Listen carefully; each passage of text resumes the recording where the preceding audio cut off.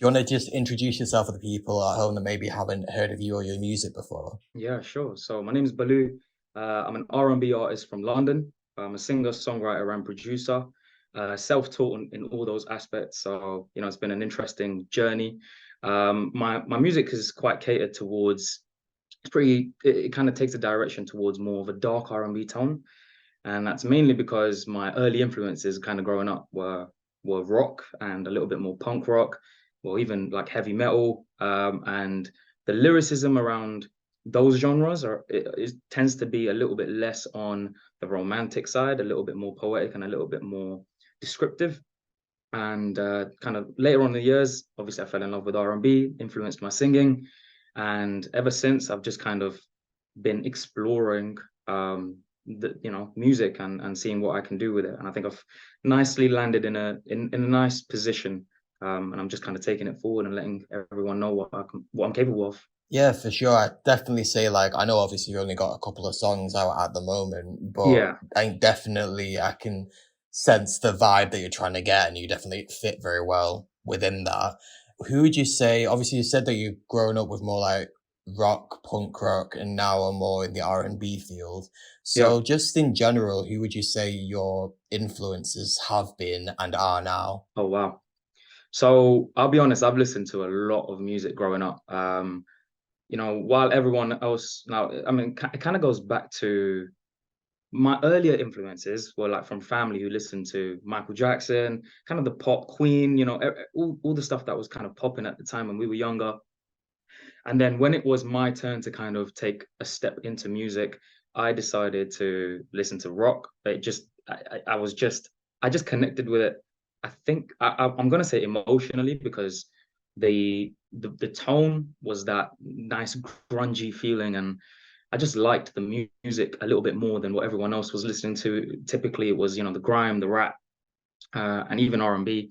It just wasn't my thing at the time. So I started off with like artists like Linkin Park, those early 2000s where they came out with like Meteora, Hybrid Theory, and only later I found out that a lot of their songs were actually very popular. Songs like Numb that everyone knows, um, and in the end, that those early 2000s, that rock was popping off. My Chemical Romance, Paramore, and they kind of bled into the genre of pop rock a little bit as well.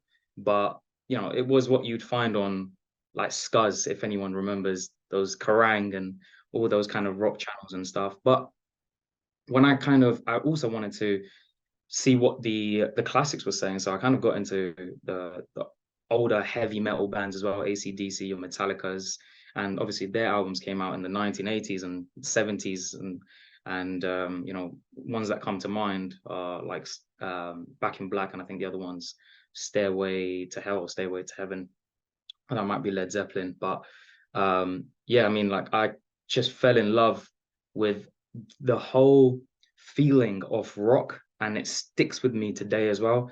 Eventually, I moved on to more R&B artists. Usher came out with Confessions. Yeah, Justin Timberlake come out with there was one that was Future Sex Love Sounds. I think the other one was Justified. I think it was the album that he came out with, and it kind of my because it went well with my voice. I think naturally I gravitated towards the R&B artists over time. But I still had the love for, and I still listen to all of the genres that I've always listened to, even today. And then I think that was nice. Eventually, then Weekend came out with Trilogy in what 20. We came out with the three EPs, which in 2012, and I think he dropped the trilogy, that all three of them all put together in 2013. So that was kind of the time where I was like, okay, like the writing is a little bit darker.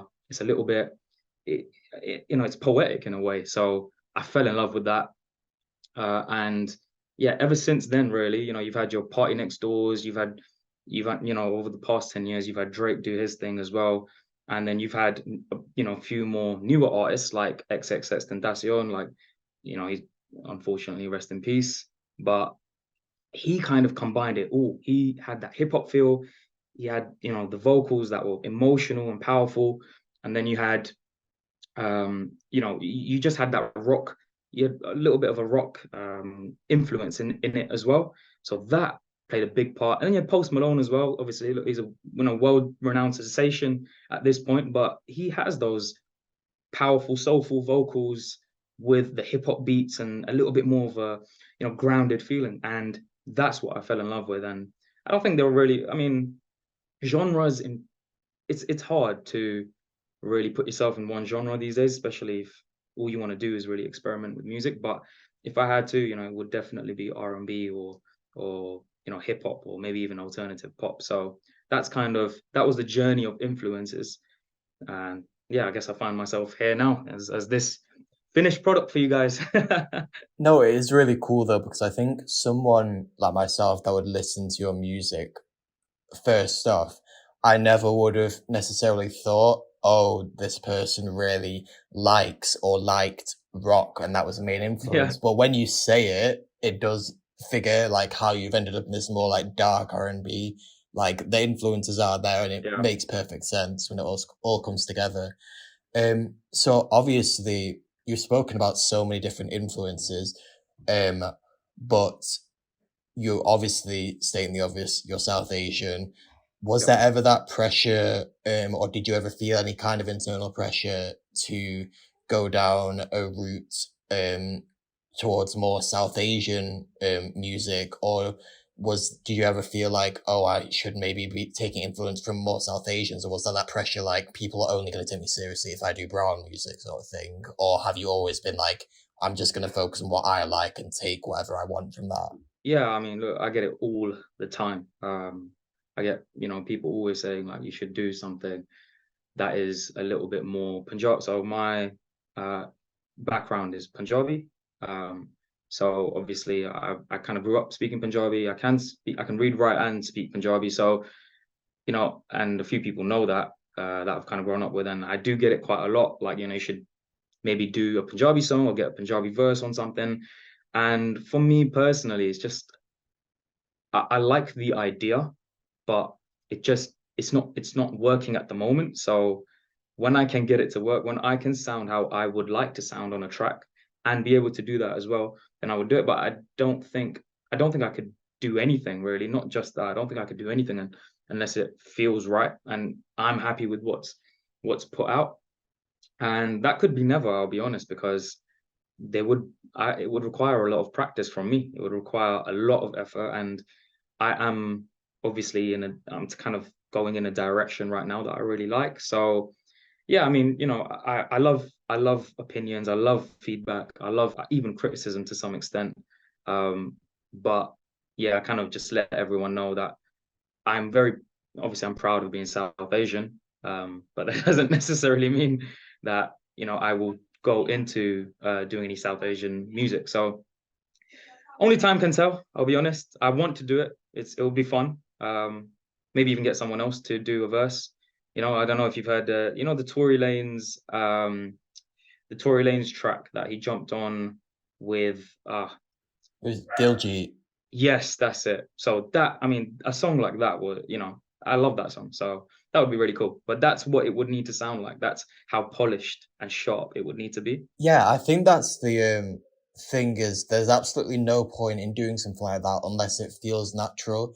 Because the worst thing to do would be to do that because you think that's what people are expecting of you, and then it not turn out to be 100%, and then it does. I think it's so evident, or it would be so evident that that was like forced and was just put going with what people want you to do. So I think definitely if it works Mhm. out, it works out. If it doesn't, then there's absolutely no point like rushing to get that done. And I think it's nice that obviously, like you said, you've got that kind of like inspiration as to what you would like to maybe do one day, but right now that's not what your like main goal is.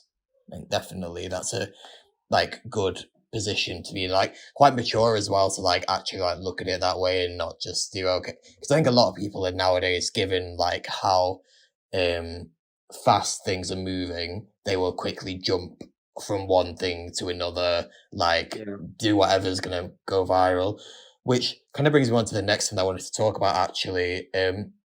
Obviously in this day and age we talk about it all the time on this show about how a lot of stuff is dependent on meeting people's expectations. If you want to gain traction, do you sell your soul type of thing and make a song that Mm, you think is probably going to go viral, that sort of thing? Like TikTok has been a blessing and a curse in lots of different ways. Got to fight different algorithms, all that. So how have you found navigating that? Because I'm not sure actually. Obviously, you've talked about your influences, but I'm not sure as to how long you've been necessarily making music for. So how have you found like making mm. music in that sort of era? Yeah, so it's been a bit of a roller coaster. I started making music when I was at university. Shout out Brunel University. And yeah, I'll be honest, like the reason I started making music was because I found myself in a few mental health struggles. And I needed an outlet and I needed something to do with my time.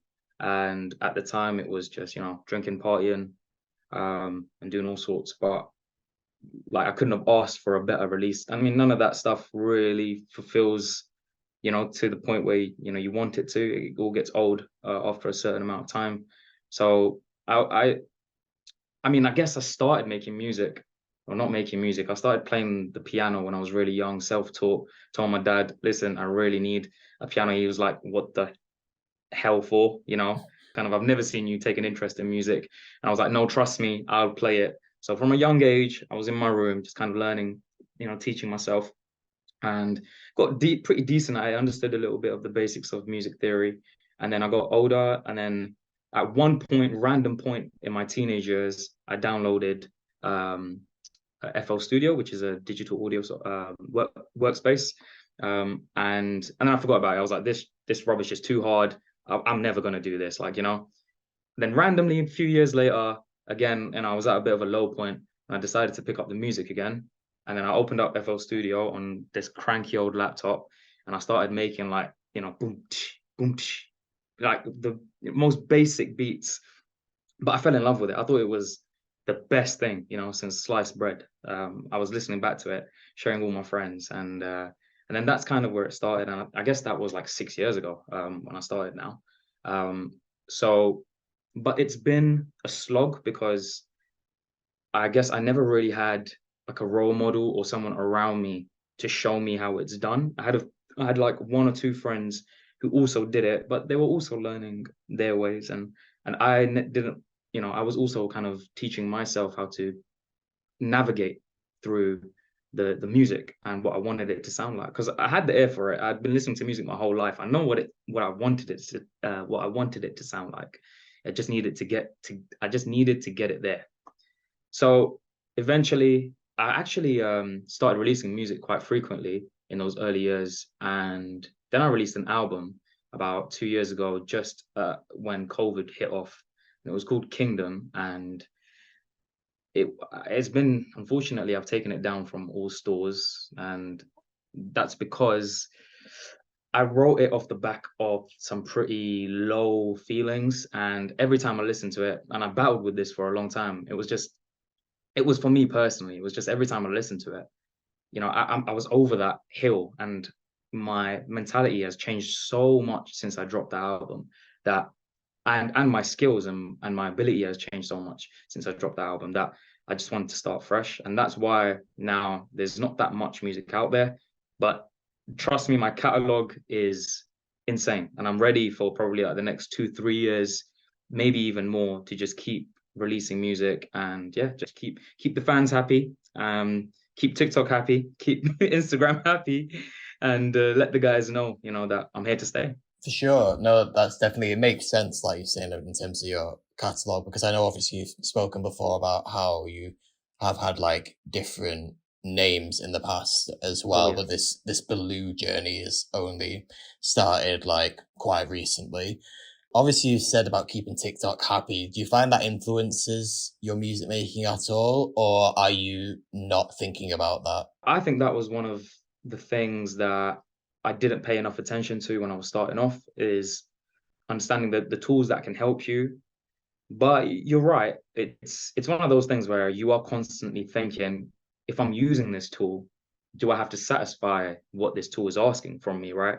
And I'd be lying if I said, I don't think about it. And I think all artists do think about it to some extent, because you're making music. Realistically, you want it to be heard. You just want that recognition, and you just, you think it could, you think it has an audience. You think you could, help develop a certain culture, or let it fit into a certain niche somewhere, and just keep, make people happy and give them something to listen to. So if the thing with TikTok is, it's a bit of a lottery. That's what it feels like. It's You can get, a million views on one video, but then the next one might only get 100. So you have to ask yourself, is that really helping you build a fan base, or is it more important for you to just be consistent over time, so that once you do have a fan base, then, once you do have a big enough fan base, they have a nice catalog to just kind of go through and see the journey.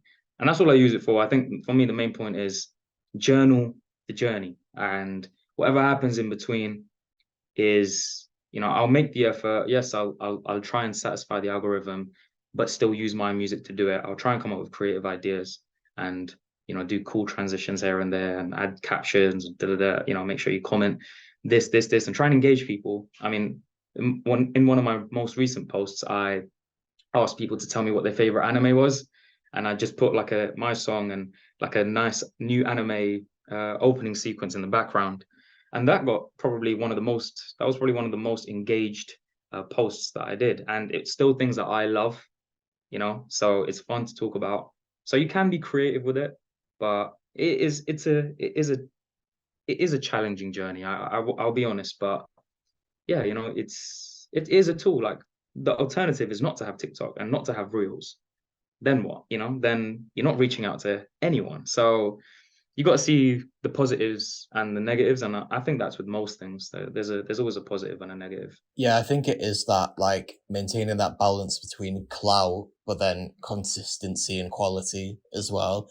Because I really do feel like you can't really put your foot too much on either side. Like, there does need to be a certain level, even if you were to solely focus on the quality element of it. Realistically, if you want to gain any sort of fan base, any sort of support, you do need to use tools like TikTok. So yeah, it's got to be a bit of both. Yeah. So, like, talking about this journey that you've been on, a lot of the tracks, well, both of the tracks of yours that are out at the moment do touch on uh, more like relationships, and obviously it being R&B, you kind of expect that. When you're writing these songs, like, are you speaking from personal experience, or do you like imagine scenarios? Like, do you find that like your personal relationships actually influence your music? Like, how does the actual track come about? Guns so much is the is the basic answer. And by the way, you're the only one that's heard that the second song so far. So you've had exclusive listen. Very honored. So The, when this the goes out, it'll be out, but Wild, you heard it here yes, first. so it's called Wild. But yeah, so 100% yes. Relationships are a key element, and I don't think, had I not had sorry, I think, had I not had the relationships I've had and the experiences I've had, I don't think that the creativity would have been there. So in fact, that it's those moments that made me start making music in the first place, and I gave relationships a lot of power over me. A lot of, they had the ability to change my mood, and put me in a very dark place or in a very positive place. That has changed since, and, I've been able to work on myself to have the ability to control that aspect myself. But at that time, it was tough, and those feelings are what I try to push through in my music. And it's more of a feeling thing. It's more of a, in that time, situations were a little bit toxic. They were a little bit, unhealthy is probably the best word for it. It's like an addiction to some extent, and those are the aspects where I try to push that through the music, because when I do that, that stuff unfortunately feels the most natural to me. um, but yeah, but it is actually about love. I like to love.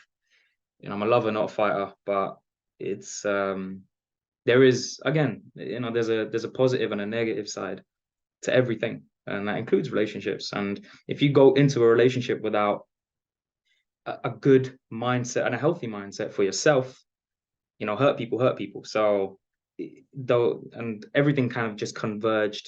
My love for music, the relationship experiences, my history with a few things, and my desire to kind of break free from the life I was living at the time, the chaotic life I was living at the time. And then it all kind of just converged into this feeling and emotion that now does very naturally come through when I write. Like I don't really have to think about it too much. It's just now about making sure it's catchy, it's melodic. Um, and yeah, that's kind of where I try and focus most of my energy on.